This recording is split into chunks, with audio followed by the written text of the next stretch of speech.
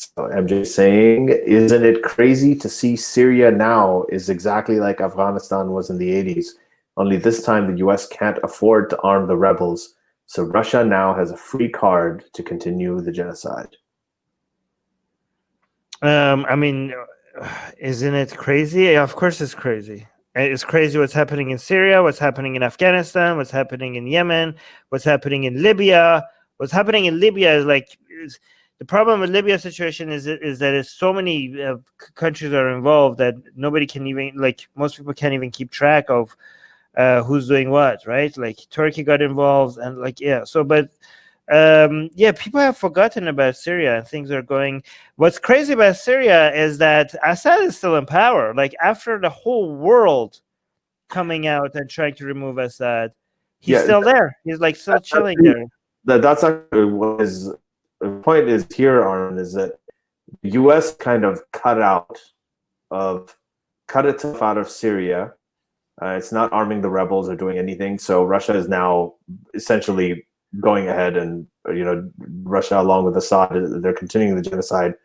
The thing is that the U.S. just had no good options in Syria, as happens a lot in the Middle East. Every time the U.S. gets behind what they think are the moderates, right? This is a moderate Islamic power or moderate Islamic party. It just backfires on them. So the moderates, like the Mujahideen in the 80s, were the moderates fighting against the Soviets. Reagan loved them. Eventually, they ended up not being so moderate. Gave way to the Taliban, and people that the U.S. trained, like Osama bin Laden, turned on the U.S. again. They became extreme.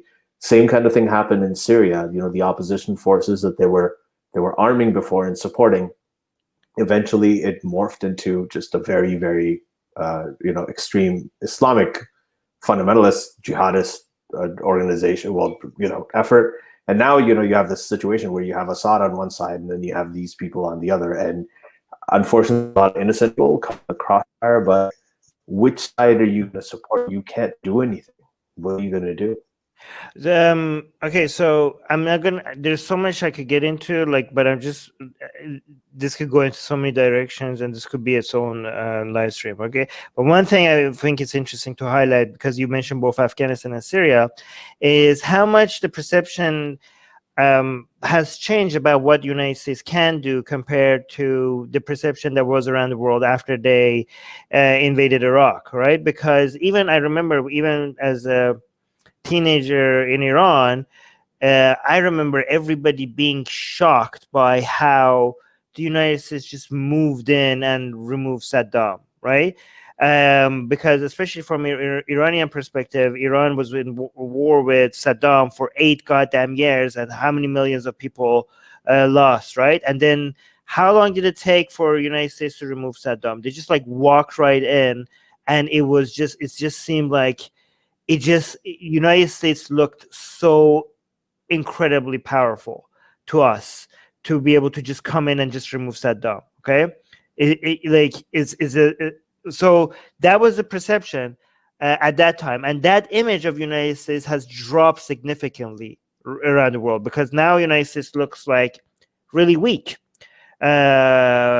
relative to the image that they had before. Because after how many years in Afghanistan, the Taliban is still in power.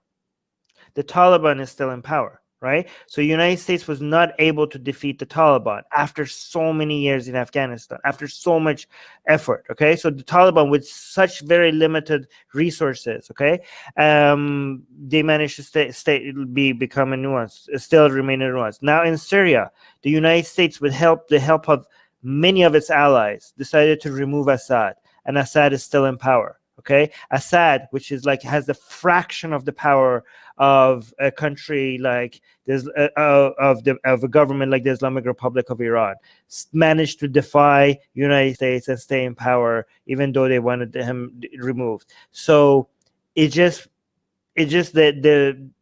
so that has changed the perspective of what's possible through United States superior military power.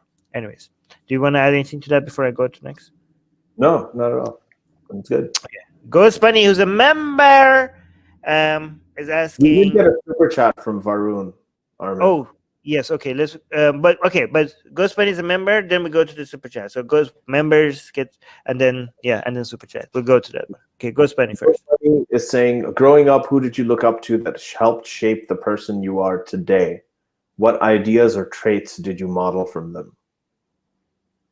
You go first. Gosh, there's so many people. I would probably say Carl Sagan, again, same reason, saw Cosmos in fifth grade. So that left a huge impression for me.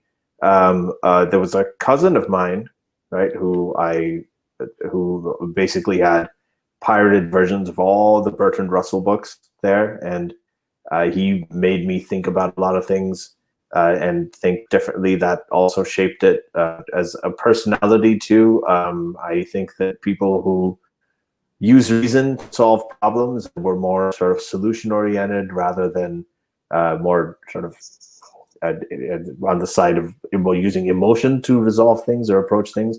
I found I lean that way too. And there's a teacher of mine, Bob Puffer, in seventh grade, who I found really, really, I love the way he did things. He used to basically take the books, show us what was in them, throw them away, and then teach us everything from scratch. So he taught me how to you got to learn the rules and know them inside out before you can break them. Which is very effective. I think that's one of the most useful life lessons I've ever learned. Armin.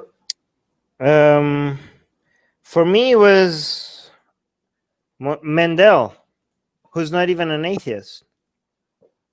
He was like a priest in a church, wasn't he? But he was also the guy behind Mendel, the guy that did the beans with the flowers and the. Mendelian, the geneticist. Yes, because he wasn't accepted into university, so he just decided to do his experiment in his own garden, in the back of the church, with all these flowers and the beans and all. And then he was like, how many years did it take for him to collect all this data and revolutionize genetics without even knowing what genes are, just by the data that he was collecting?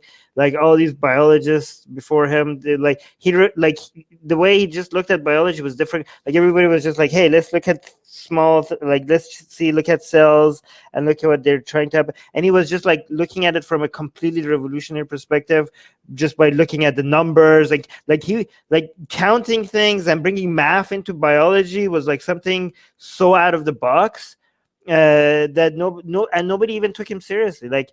He was so ahead of his time that his science was went ignored for many years after he died. And then when it was discovered, even after many years after he died, it was still revolutionary that many years later, right? And the fact that he managed to find out so much about genetics without even knowing what genes are, just by counting the different colors and the different bean shapes and stuff, it's just so.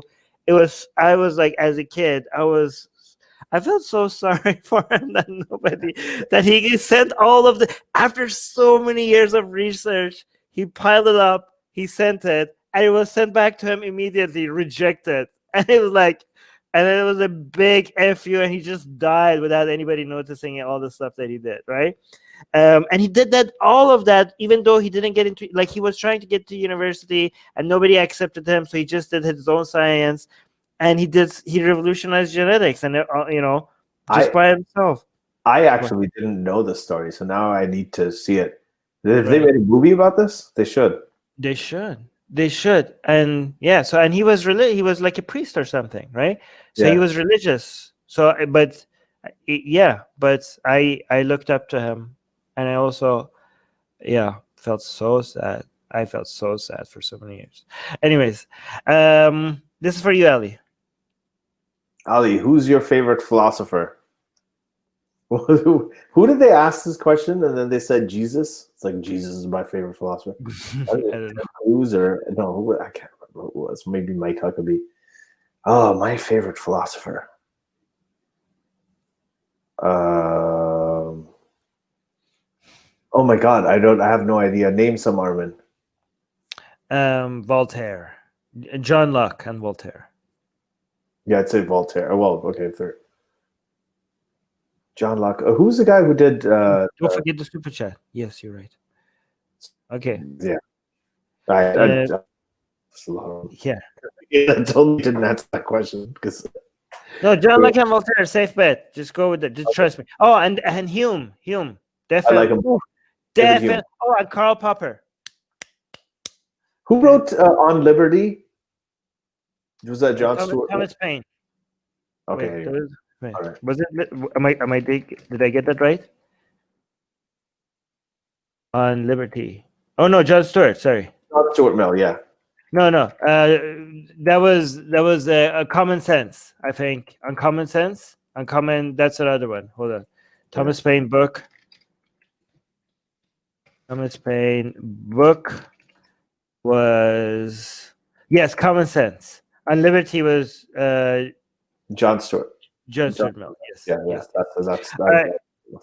Okay, so Varun is asking, don't you like it? There was no India-Pakistani war in 2020. One day still left. Well, over there, not really. I mean, it's already the 31st there, so I don't know what's going to happen. Yeah, it's kind of interesting, what's happening there. I'm hearing one side.